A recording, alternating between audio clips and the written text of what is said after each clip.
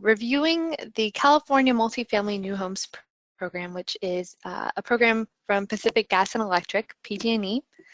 So we will be talking today about what's new with the 2016 program and also how to apply.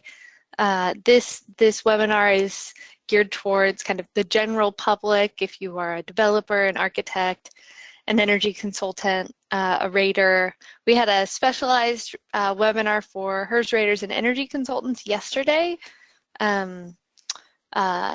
So if you are wanting to participate as an energy consultant, there's a few details you might not be getting in this presentation. We can follow up with you later to go over those things. So getting started. My name is Shannon Todd, and I am one of the folks on the California Multifamily New Homes team. You probably talked to me if you've ever submitted an application for the program. So me and my colleagues, we work for a company called TRC Energy Services, and we implement the program on behalf of Pacific Gas and Electric Company. So any inquiries you have or any correspondence you have with the program will be with us. But PG&E is the source of the incentives and kind of the vision behind the program. So a little bit more about TRC. In addition to program implementation, we also do work on Title 24, which is the California Energy Code. We also do a lot of research on emerging technologies and ideas like zero net energy. And we work throughout the United States, but most of the folks on this program team are based in California. So a quick overview of what we're going to do today. So I'll tell you kind of how the program works, what the incentives are like, introduce some things that are new to the program in 2016, and then lastly I will review the process for how to apply to CMFNH is kind of term for the program. Great, and before I get too far into the presentation, I'll just remind folks we are recording this session, so we will distribute it with everyone. Everyone that registered for this webinar will send the recording and the slide deck. So you'll have access to these slides afterwards. And we'll also send up an email to everyone that registered, so you'll have contact information for the program team, so you'll know exactly who to reach if you have a specific question. Okay, so program overview. We've been actually implementing this program for the past 10 years. So we've been in operation for a long time, and each year is a little bit different, but the ideas are the same. We offer incentives for demonstrating energy efficiency improvement, and I'll talk a little bit about the improvement requirements. We offer design assistance for projects that are either kind of trying to see how they could qualify for the program or want to see how they could do better than they're doing already. Maybe you have really lofty goals for energy, or maybe you're just trying to qualify for, trying to, meet the code. We offer educational opportunities, including events like we will come into offices for our participants and do a little presentation about the program or some kind of technical topic. And we'll also coordinate with other programs like the New Solar Homes Partnership or the Solar Thermal program that PG&E offers. There's actually several programs that you're probably familiar with. We try to share the administrative burden so it's easier for you to participate across multiple programs. Great. So in order to participate in California Multifamily New Homes, a project needs to be a recipient of gas or electricity from PG&E. So if you're in, say, Sacramento, and you still receive gas from PG&E and maybe some electricity from SMUD, you can still participate, but just keep in mind your incentive might not be quite as high because we can only pay incentives for the gas portion of the project's savings. Projects have to be new construction And we work with apartments and condos, and kind of a new thing this year, we are considering townhomes to be single family, so those would apply to kind of the single family equivalent of this program, which is called California Advanced Homes Program. The big performance requirement, energy performance, is that projects have to exceed the 2013 Title 24 standard by at least 15%. And we've also introduced a score metric, which is roughly equivalent. The entry score point is roughly equivalent to 15%. And the goal there being the lower the score, the higher the incentive. So we'll talk about this a little bit later, but there's a few kind of pathways to meet this requirement. And projects have to complete construction by the end of 2019. Okay. All right, so about the incentives. We have a few different incentive categories, including a new incentive that we're offering this year. So the one that you're all familiar with possibly is the performance incentive, which is based on the energy efficiency performance. And the way that we determine the performance is by looking at the project's energy model, which is something that you would have to develop for Title 24 anyway. So this is a model that all projects have in order to submit their permit applications. We will review the model and reserve incentives based on the energy performance.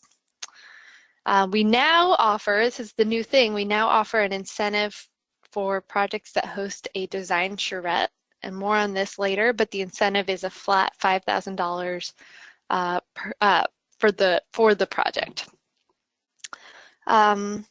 So one of our program requirements is that projects need to hire a HERS rater to perform verification after the project has completed construction.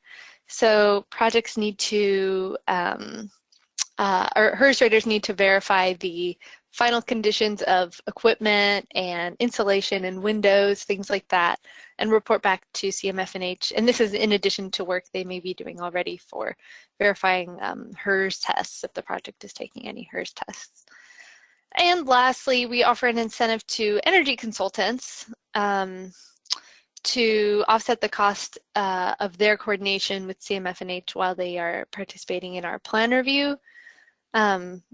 So that amount is directly paid to the energy consultant, and all of these incentives we issue to the recipients after construction completes and after we have verified all of the as-built conditions and coordinated with the HERS rater on that. So we will submit an incentive request to PG&E, and then pending their approval, we will issue payment. So the next slide has a little bit more information kind of breaking down these incentives, and we realized just looking at this, it's not super easy to tell exactly what you might be getting. There's an option for low-rise buildings and an option for high-rise buildings. So a more thorough review and kind of custom review of this is part of our application process. So after you submit an application, which is the first step, we will work with you to kind of tell you what incentive range you can expect for your project. This year, an additional new thing, which I'll talk more about later, is an added incentive for common spaces. So any kind of hallways or laundry facilities or like a gym, anything that serves the residents of the property specifically, as opposed to like a retail space that's open to the public, is eligible for an incentive. And this will include any kind of like a community building would be an example of a space that would be eligible for an incentive. And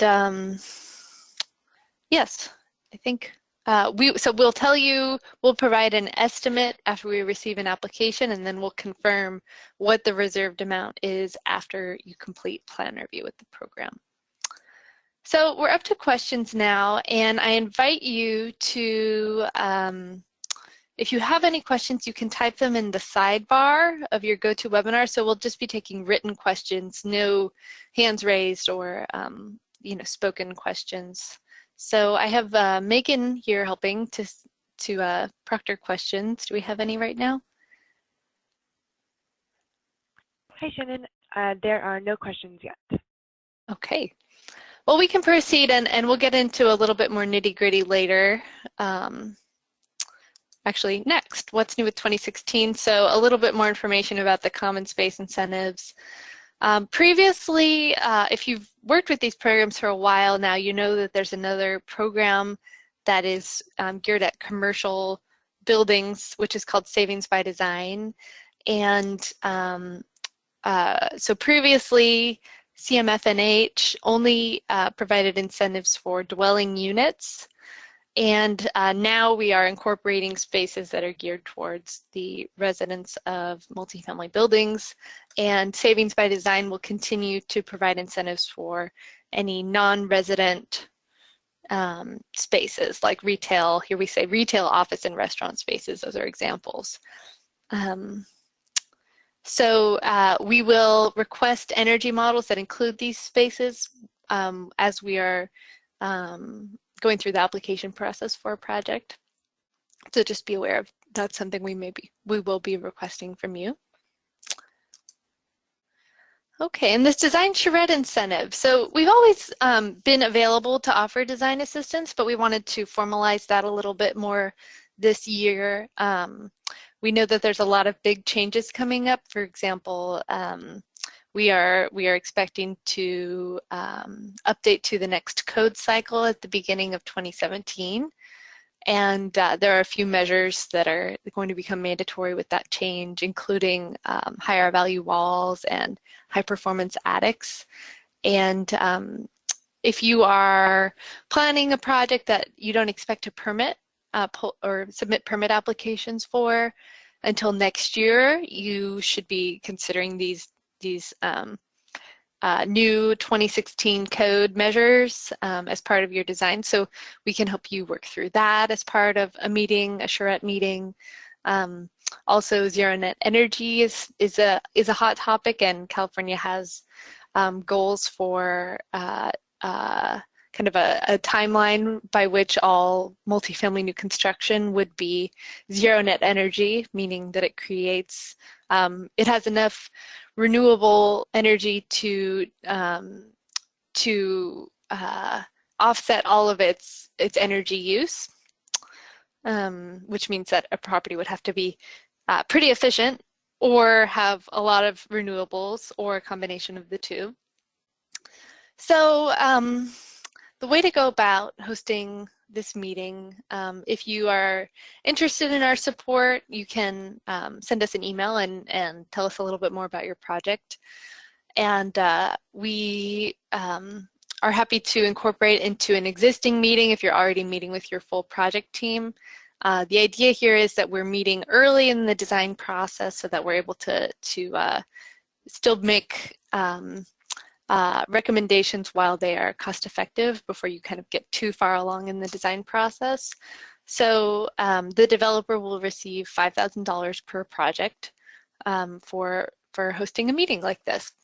And we have kind of written out what the process is in more detail, so we can provide that too if you're interested in a design meeting. And this is another change, really just applicable to energy consultants and raters.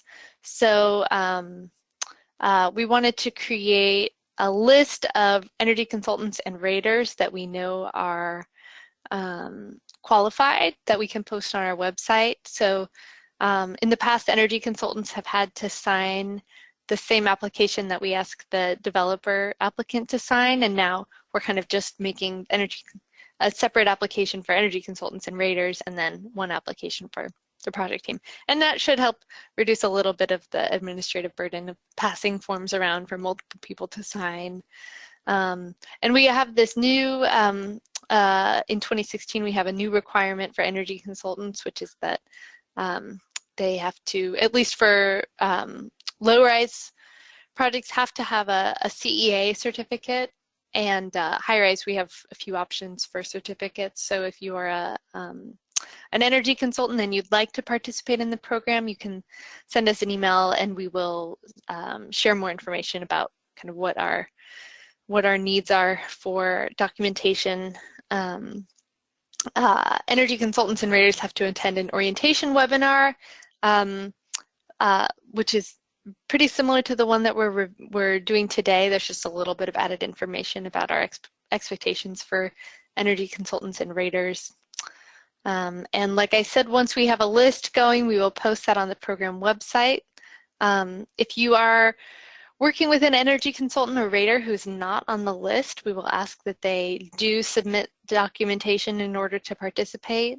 It shouldn't be too onerous for them, and hopefully they'll see added benefit in having a public listing on the program. All right. And then a question has come through is, for the list, will there be a HERS rater email address?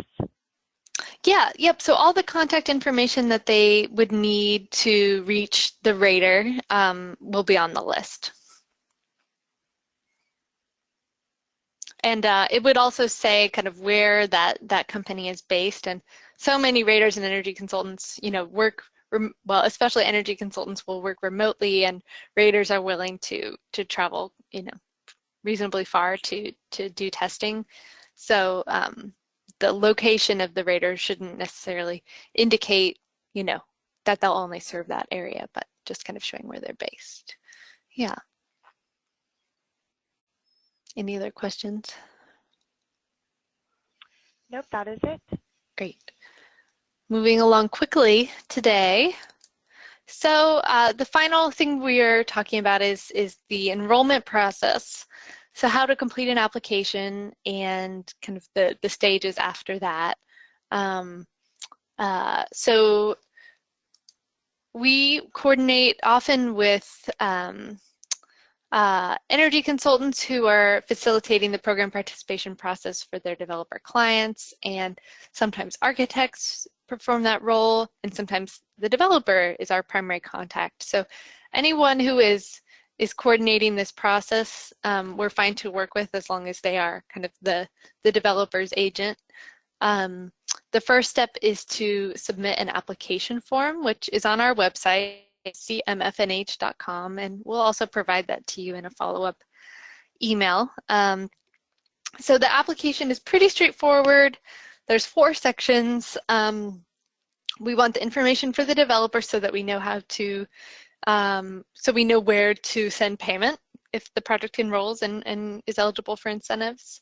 We want some information about the project. So in particular, it's helpful for us to know the name of the project, the city, so that we can confirm that they are in PG&E territory. We want to know the size of the project, and we want to know the schedule. And the schedule is a pretty helpful thing, so we can tell kind of when you expect to have your energy models ready for permitting. Then we'll know, oh, this project will probably be a good fit for the 2016 program, or maybe if you don't expect to permit until next year, we wouldn't be able to reserve funding for the project until 2017, assuming that there is a 2017 program. The last section is about the project team.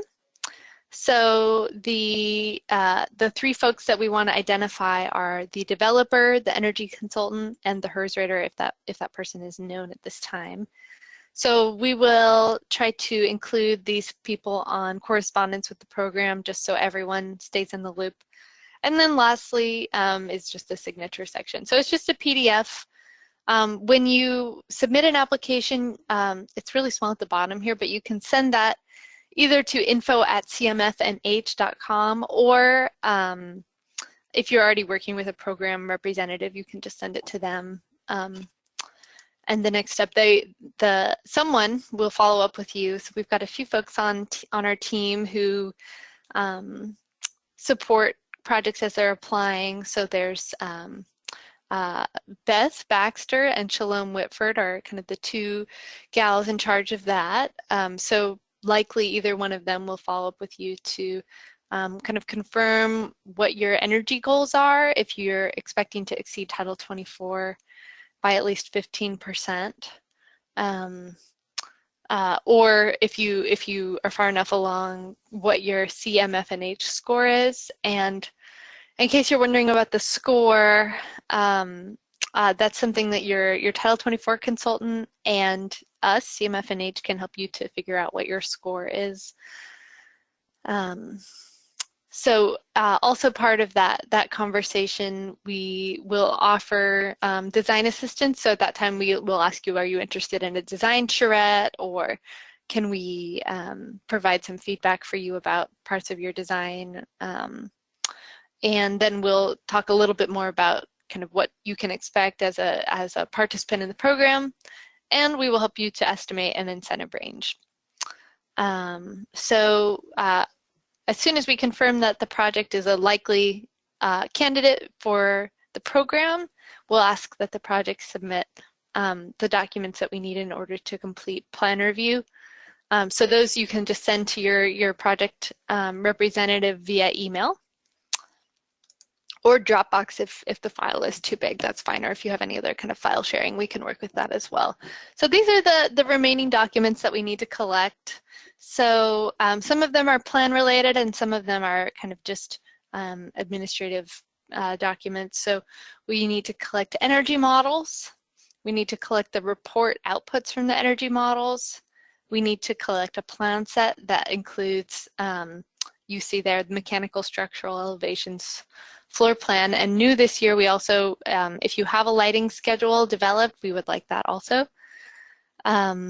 And we will review these documents and confirm that the energy models accurately represent the plans, because the model outputs are what we use to determine the incentives. Sometimes projects come to us and they're not quite far enough along to, perhaps there's an initial plan set or an initial energy model, but they're not exactly sure what the final equipment is going to be. It's fine for you to send that information to us, and we will, we may say, oh, you know, we wish we had more information about this project. Let's collect a later set once you have them, or it may be sufficient for us.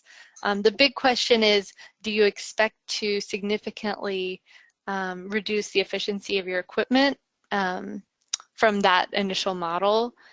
Since if a project does reduce their energy efficiency, they may fall out of the program after they enroll. So if a project drops below 15% above code, they would not be eligible for incentives. The last thing, so developer W-9, pretty obvious, just so that we can issue incentives. And then the last thing is a document that demonstrates that the project is eligible for service from PG&E. So your PG&E representative can draft a letter that says this site it's possible to extend PG&E service to this site. And if you're far enough along that you have already started an application for service, then we can accept that as well. All right, so we didn't get into the full participation process. After you apply and after you submit all those documents, the project would pass on to, we would assign a plan reviewer to review those documents, and pending their approval, we notify the project team and submit an incentive reservation to PG&E, and pending their approval, we'll notify the team again that the incentive is officially reserved, projects can kind of begin construction. Oh, this is an important thing I actually didn't address earlier, but in terms of timeline, we can't enroll projects if they've begun to install drywall or begun HERS verification. So just keep that in mind when you're submitting applications, that that timeline is pretty important. So I think we could take some more questions now if there are any, Megan. Sure, we have one. So could you go over again what happens if a project is split in PG&E territory as well as a municipality utility district, so they receive one commodity from PG&E but not both gas and electricity? Sure, sure. So it does depend on where the project is. So let's say it's in San Luis Obispo, which typically receives PG&E electricity and gas from SoCalGas. So we will review the energy model and the savings as reported in the model, and we'll see kind of what the total savings breakdown is and what portion of the savings come from, in this case, electricity. So we'll do a kind of a percentage. So if 60% of the total energy savings above code come from electricity, then the project would receive 60% of the incentive that is associated with their percent above code or their score. And it gets a little bit tricky. So the reason I said SoCalGas is because there is an equivalent program run through SoCalGas for multifamily new construction. So we'll coordinate with SoCalGas, and they would issue incentives for the gas portion of the savings. So the project would receive 2 checks, one for electricity and one for gas. The investor-owned utilities, we call them IOUs, which is SDG&E, SCE, SoCalGas, and PG&E, all run kind of more or less the same program. So for PG&E, it's California Multifamily New Homes, and in the other utilities, it's called California Advanced Homes, which is single family and multifamily for those utilities. So it's pretty easy to coordinate with those other utilities. It's also pretty easy to coordinate with SMUD, who I believe still takes multifamily projects through the Savings by Design program. But then if you're working with a smaller muni that doesn't have a program, Silicon Valley Power comes to mind. There's plenty of small utilities in the Central Valley. If they don't run a multifamily new construction program, then you likely won't be receiving incentives for that commodity. So kind of a long response, but that is the way we work with projects like that. Any other questions? That's the only question that came through, but thanks for that very thorough response. Yes. Well, we are happy to wrap up early, and I believe there's a survey that'll pop up after this webinar where it'll inquire, do you have any projects that you'd like us to touch base with you about if you're interested in participating? So if you answer yes, then we will follow up with you. You can also just visit our website and submit an application. We will provide, like I said, the slide deck and recording to all registrants in the next couple days. So you can stay tuned for that and let us know if you'd like to participate. We do, as we are, this will be kind of my final call to action. Since we are anticipating the code update in 2017, if you are permitting under if you are permitting this year, we really encourage you to submit an application as soon as possible. Next year, we likely, assuming there is a program next year, we would use the new code as our program baseline. And so it would be harder for a project that had permitted to the previous code, which now the current code, it would be harder for that project to qualify next year. So please submit an application as soon as possible. There's no reason to delay on that, and then we'll kind of work with you to figure out what your schedule is. So again, thanks so much for. And then one more question before you log off. Sure. So going back to how to become a participating energy consultant and HERS rater, could you briefly go over the process to apply, and should HERS raters and energy consultants reach out to the program? Is there specific, contact information or email address to apply to become a participating member? Yeah, so we did do a full presentation on this yesterday, which we are going to post online. Mostly the same content, but there's a few slides about how the process of becoming a participating rater or energy consultant. So we can send the slide deck out to folks that registered for this webinar as well, and they can reference that. But the short of it is you can send an email to info@cmfnh.com, and a program representative will follow up with you. That person will likely be Carol Waterbury, who you may have worked with before if you have a project that's in the program. She will request the documentation from you. The documentation is a W-9, an agreement, and the certifications that you have. So if you're a rater, there's certifications we'd ask for, and if you're an energy consultant, there's other certifications that we'd ask for. And one person, if you are a rater and a consultant, you can be both a consultant and a rater participating with the program. So that it's pretty straightforward. Hopefully won't take anyone too much time to get that to us. The agreement, the energy consultant and rater agreement, is actually not yet available, but we'll send it out to everyone that expresses interest as soon as it is available. Okay. Great, thank you. That is all the questions I see. Perfect. So we can, just last slide, you'll see our contact information, which we'll send you also. So toll-free number, our email address, and our website, which has a little bit more information about the program. Our 2016 program handbook is not quite up and running. I think the 2015 one is still on the website, and there's not so many changes. So if you're looking for kind of a longer document that summarizes the program requirements, you can look there.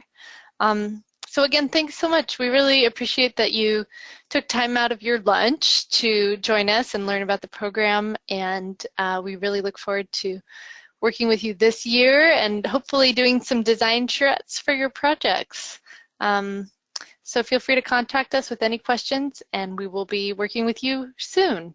Okay, bye everybody.